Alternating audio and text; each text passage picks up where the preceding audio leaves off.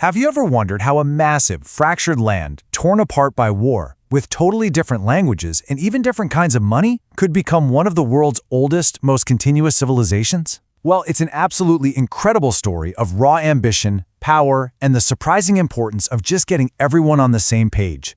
This is the story of how ancient China was literally forged into one. I mean, think about it for a second. It's the ultimate challenge, right? How do you take this huge territory, filled with all these different people and competing customs, and somehow mold them into a single cohesive nation? This wasn't a hypothetical question.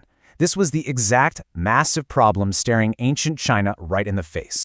Okay, so to really get the sheer scale of this achievement, we've got to go back in time and understand the chaos that came before. For centuries, the land we now call China was just a patchwork of rival kingdoms. It's a period known, very appropriately, as the Warring States. And yeah, there was constant conflict, but there was also this deep practical division that made everyday life a mess. And this right here, this is a perfect snapshot of the problem. You've got the states of Zhao and Xi, they're neighbors, literally right next to each other. But a merchant from Zhao couldn't even write a simple word like cart in a way that someone from Qi would understand. The characters were completely different. And let's say they wanted to buy something, the spade-shaped money from Zhao was completely useless in Qi, where they used knife-shaped currency. I mean, can you even imagine the frustration? Think about taking a road trip today from New York to California, but at every single state line, you have to stop, exchange all your cash, learn a new set of road signs, and maybe even hope your car's wheels literally fit the roads. It would be a total nightmare of inefficiency. Well, that was the reality back then. And this wasn't just some minor inconvenience. These divisions made any kind of real trade nearly impossible. Communication was constantly breaking down. And the biggest problem of all, with everyone stuck in their own little bubble, there was just no way to build a shared culture, a common identity.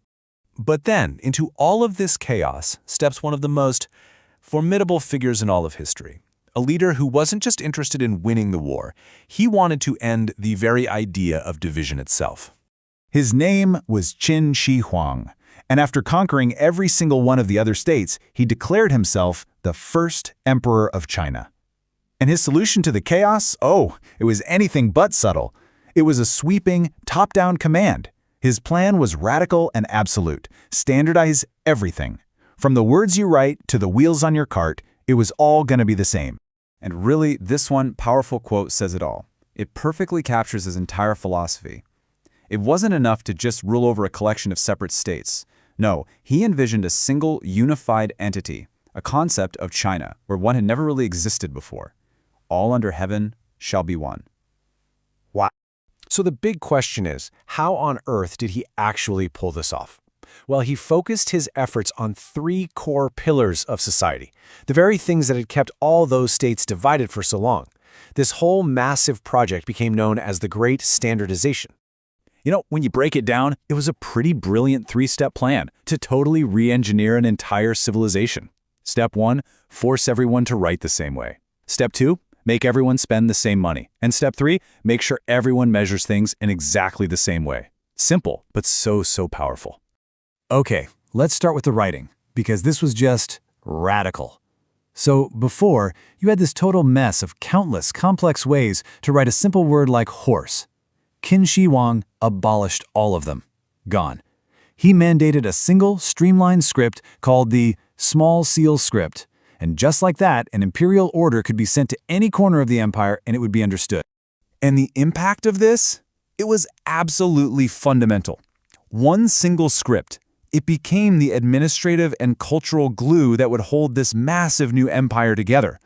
Because when you think about it, a shared written language creates a shared world of ideas. Next up, he tackled the economy.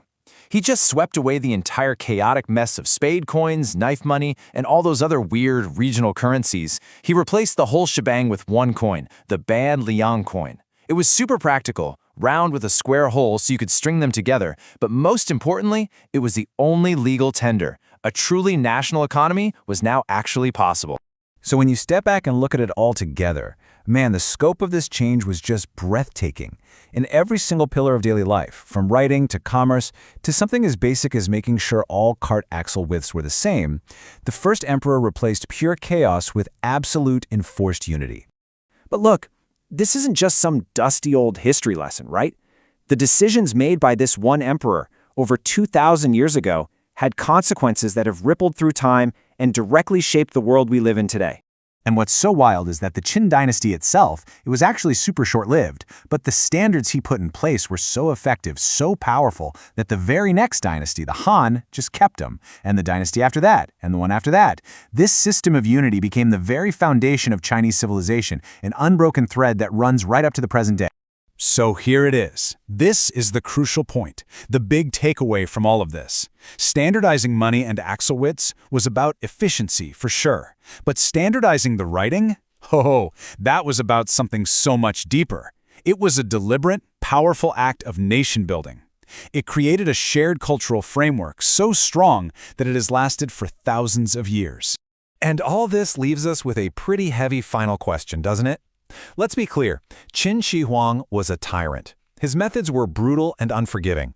But his unification project, it worked. It created one of the most enduring civilizations in human history. So does that mean that unity, even when it's imposed by force, can be a necessary, if very difficult, foundation for building something that lasts? That's definitely something to think about.